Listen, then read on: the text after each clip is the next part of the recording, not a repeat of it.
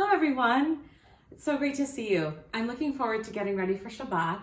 And one of the things that we'll be doing to get ready is making challah. So I'm taking a recipe from a cookbook called From Nosh to Posh, Treasured Recipes from the Sisterhood of Congregation Beth Shalom Chaver Shas. That's the congregation where I grew up.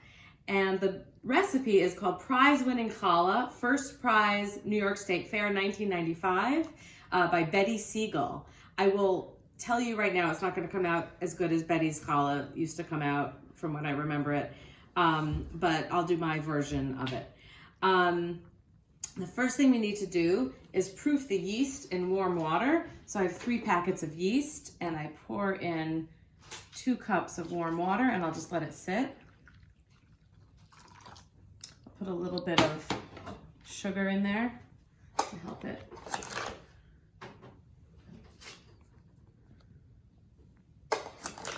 Some people put a couple tablespoons, 1 or 2 tablespoons. Just mix it up a little bit, and then I'll let that sit.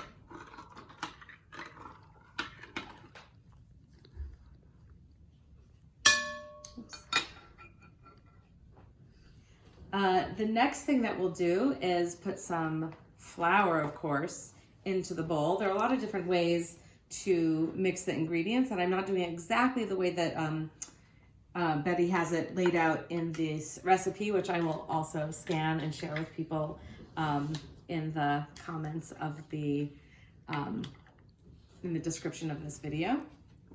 So I'm going to put in, as she says, 6 to 8 cups of flour. So I'm gonna get those going over here. So I'm gonna do all the dry ingredients. I put in the flour. I'm gonna put in salt. This recipe calls for 4 teaspoons of salt. I'm gonna mix this together and make a well in the center for the wet ingredients. See how the yeast is doing. It seems to be bubbling, which is looking really good. I'm excited about that. That means it's working. So I'll continue now with the eggs. 3 eggs. There we go, 1. Check it, make sure it's good to go. Oh, there we go, number 2. Well, 2-handed this time. Looking good. And egg number 3. Yeah, let's see if I can do the 1 hand. Kind of, sort of. Okay, those are the eggs. Great. The recipe calls for vegetable oil, but you can also use olive oil. So today I'm using olive oil. That's a 1/2 cup of olive oil. And now I'll go for the honey. 3/4 of a cup of honey. Pour in the honey. The eggs and oil and honey. And here, oh yes, it looks bubbly and frothy at the top. So we'll add the yeast.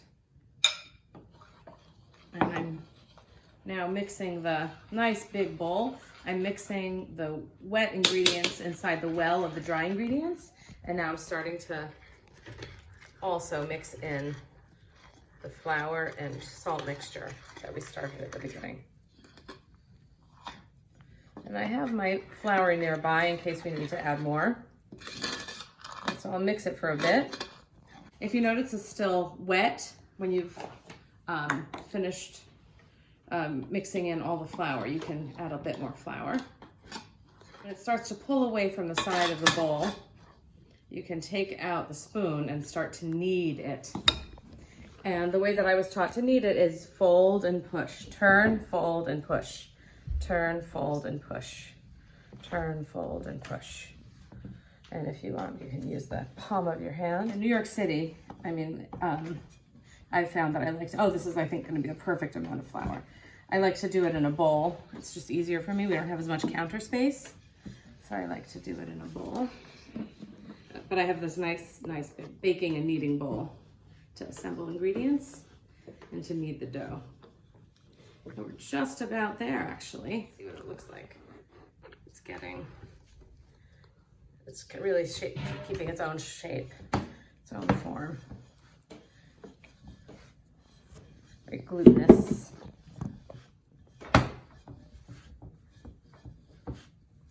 Once the flour is all worked in, then it'll be ready to sit for an hour. And I think it's just about there. Okay. All right, I'm gonna let this blob of dough sit for an hour. Hey everyone, welcome back. The challah has been sitting for a while now. Actually, I had thought it would be 1 hour, ended up being more than 2 hours. Now we're at the point where we take just a tiny piece out of the off of the dough to say the blessing for challah, which is Baruch Atah Adonai Eloheinu Melech Haolam Asher Kitshanu B'Mitzvotav V'Tzivanu L'Hafrish Challah. We take a small piece out of the whole and we set that aside. It's a remembrance from temple times. We continue now. Some people punch down the dough. That is my family's custom. Some people don't. And now I'm going to separate mound into smaller pieces and create 2 chalot and 2 rolls. And what we do to make the rolls, let's start with that. And different people, I'm sure, have different ways of doing it. Roll it on the table. And then make it into a knot. It's a little sticky, but here's one of the chalot. So take a larger section here. And I'll break it into 3 parts.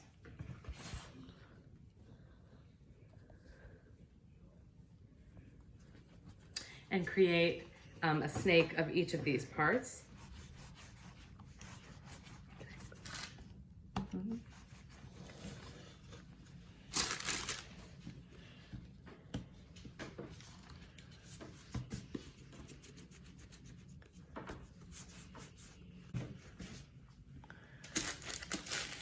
You can see mine are not even, but that's okay. Just go with the flow sometimes. You braid them, pinch on the end and tuck it under.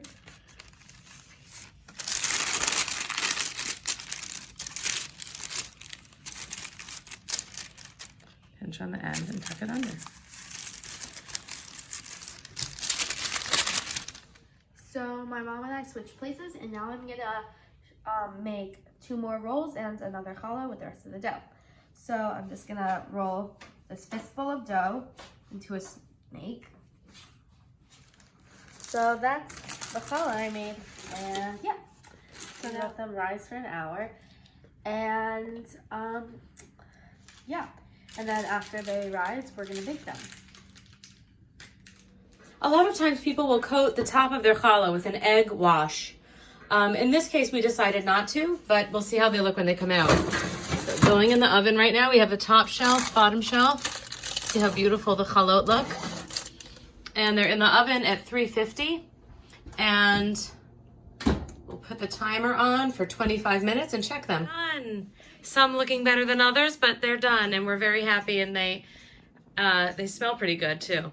Anyway, wishing everyone a Shabbat Shalom.